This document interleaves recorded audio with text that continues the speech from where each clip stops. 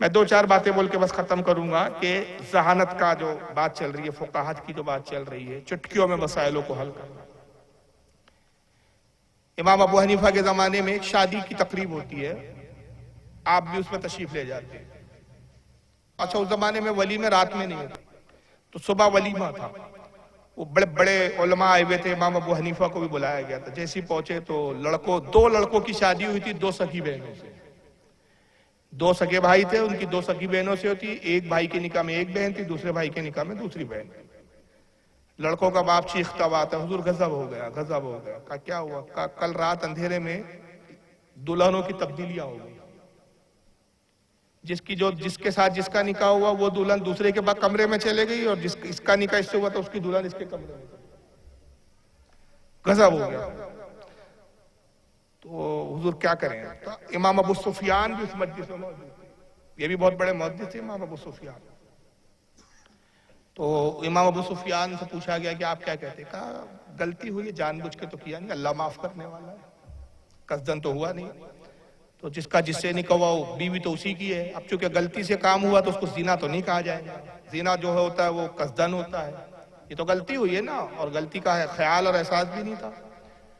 تو جس کا نکاح جس سے ہوا وہ اسی کی بیوی ہے، لہٰذا اس کی بیوی ہے، اس کے حوالے کر دی جائے۔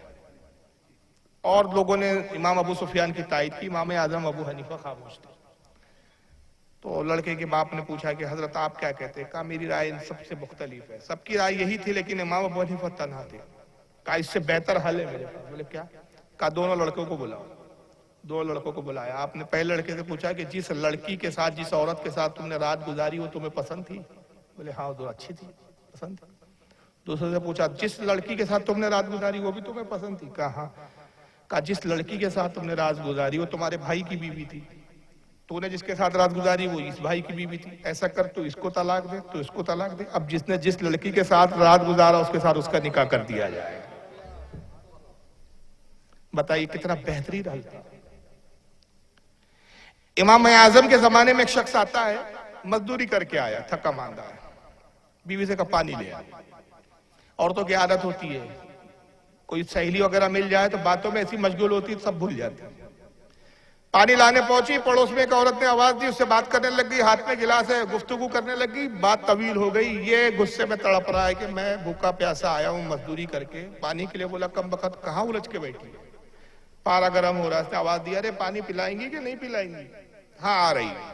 آتی ہے، اس کے غصے میں کہہ دیا اب پانی لا رہی ہے تو میری پیاس کا احساس نہیں؟ اگر اس پانی کو تو نے اب مجھے پلایا تو 3 طلاق، کسی اور کو پلایا تو 3 طلاق، پھینک دیا تو 3 طلاق، رکھ دیا تو 3 طلاق۔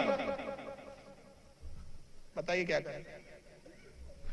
خود پیتی ہے، اور تو نے خود پیا تو بھی، خود پیا تو طلاق، مجھے پلایا تو طلاق، لو جی میاں جی پی لو تو بھی طلاق، کسی اور کو پلایا تو بھی طلاق، رکھ دیا اسی پانی کو چھوڑ دیا تو بھی طلاق۔ گھبرا گئی، پیالہ پکڑی کہتی کیا کہہ دیا آپ؟ کہا بچوں نکل گیا۔ کچھ دیر بعد غصہ ٹھنڈا ہوا تو خود افسوس ہوا، بولے ارے تو نے حرکت ایسی کی کہ میں نے غصے میں کہہ دیا۔ تو کہتی ہے جاؤ امام ابو حنیفہ کے پاس جاؤ، اس کا جواب وہی دے سکتے۔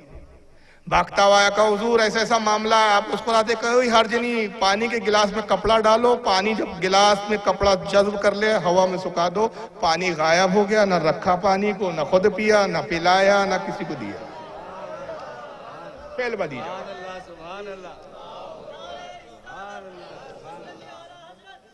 یہ وہ مسائل پیچیدہ ایسے اتنی مثالیں حضرت امام ابن حجر المکی الہیتمی نے الخیرات الاحسان لکھی ہے کتاب، اس میں ایسے واقعات نایاب بیان کیے، اور یہ ایک بڑی کمال کی بات ہے کہ امام اعظم کی فقہات پر، ان کی عقل مندی پر، ان کی دانش پر، ان کی فہم پر جو سب سے زیادہ جن حضرات نے کتابیں لکھی وہ سب شافعی المسلک ہیں۔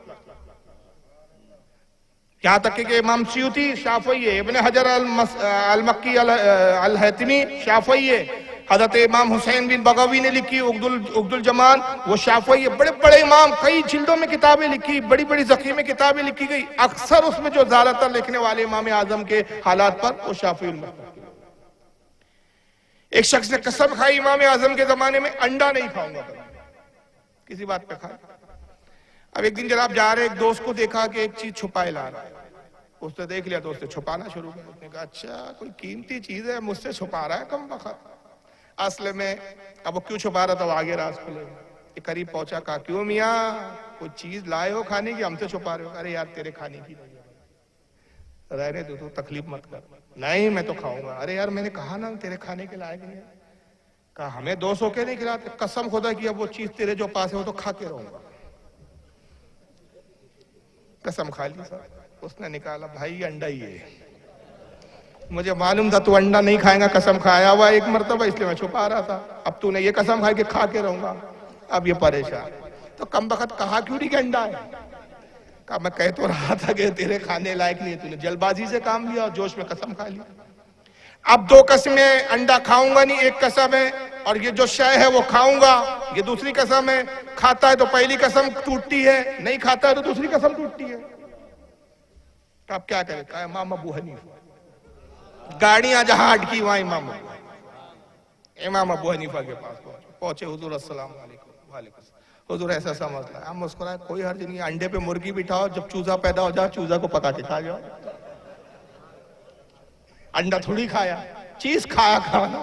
چیز تبدیل ہوئی تو قدرت نے تبدیل کیا. تم نے تو تبدیل کیا نہیں ہے. انڈے پہ مرغی بٹھاؤ چوزا پیدا ہو جائے چوزا کھا جاؤ. تو یہ فقاہت اور یہ علم کی گہرائی تھی امام اعظم ابو حنیفہ کی.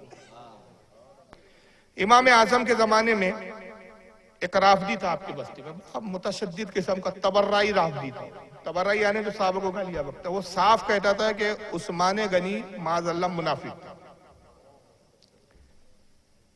امام اعظم کو خبر ہوئی کہ صاحب یہ امام عثمان غنی کو منافق کہتا ہے. تو آپ ایک دن اس کے گھر تشریف لاتے اور کہتے کہ اس کی لڑکیاں تھی کچھ. کہا کہ میں نے تمہاری لڑکیوں کے بڑے چرچے سنے کہ بڑی حسین و جمیل ہے. تو کچھ اچھے پیغامات میرے پاس آئے ہیں. ایک پیغام آیا ہے اگر تم کہو تو وہ لڑکے کو تمہارے گھر لایا جائے تاکہ اس کے اہل خانہ لڑکی دیکھ لے. تم لڑکے کو دیکھ لو اور رشتہ بڑھ جائے. اس نے کہا بھائی آپ نے دیکھا ہوگا تو اچھا ہی رشتہ ہوگا. کہا ہاں رشتہ تو بہت اچھا ہے. لڑکا بہت قابل ہے. نیک و پارسا ہے. کمائی بھی بہت ہے. عبادت گزار ہے. لیکن صرف ایک خامی ہے. کہا کیا خامی ہے کہ وہ منافق ہے. لا حول ولا قوت. آپ مسلمانوں کے امام ہو کر ایک منافق کا رشتہ لائے ہیں. کیا تعجب ہے. یہ بھی تو تمہارے بقول سنت ہے کہ رسول اللہ نے اپنی 2 بیٹیاں منافق کو دے دی تھی. عثمان غنی کے نکاح میں کتنی تھی. بس اس نے سنا تو اس زمانے کا غیرت مند تھا. وہ آج کے بے غیرتوں کی طرح نہیں تھا. اس نے امام ابو حنیفہ کے ہاتھ پکڑے اور رونے لگا. کہا امام خدا کی قسم بڑی حکمت سے آپ نے مجھے اس مسئلے کو سمجھا دیا. میں آج سے اس مذہب سے تائب ہوتا ہوں اور اہل سنت کا مذہب اختیار ہے.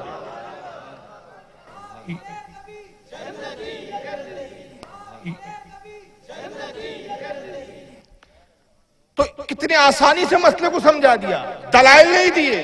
حدیثیں نہیں سنائی. حدیثیں سناتے وہ حدیثوں کا انکار کرتا. ایک پریکٹیکلی بات پیش کر دی کہ اگر نعوذ باللہ من ذالک استغفر اللہ 100 بار معاذ اللہ حضرت عثمان غنی رضی اللہ تعالیٰ عنہ منافق کافر ہوتے تو نبی اپنی 2 بیٹیاں نکاح میں دیتے. اور جب دوسری بیٹی کا انتقال ہو تو فرمایا اگر میری 100 سے زائد بیٹیاں ہوتی میں یکے بعد دکھ رہے عثمان کے نکاح میں بیاہ دیتا.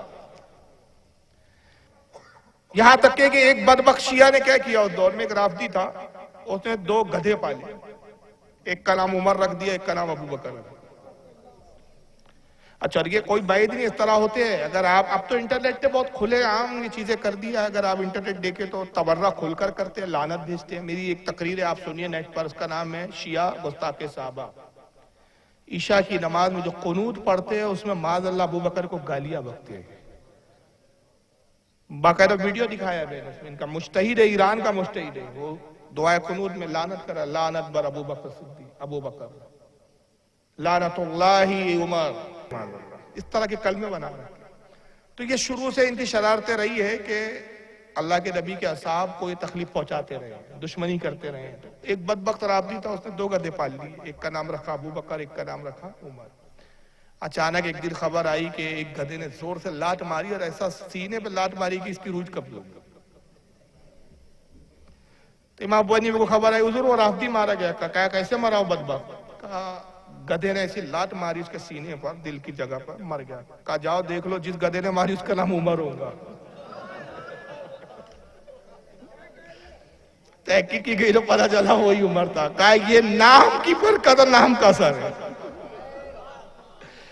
نام کے اثرات جانوروں پہ بھی مرتب ہوتے ہیں. یہ فراست تھی امام ابو حنیفہ رحمۃ اللہ علیہ کی.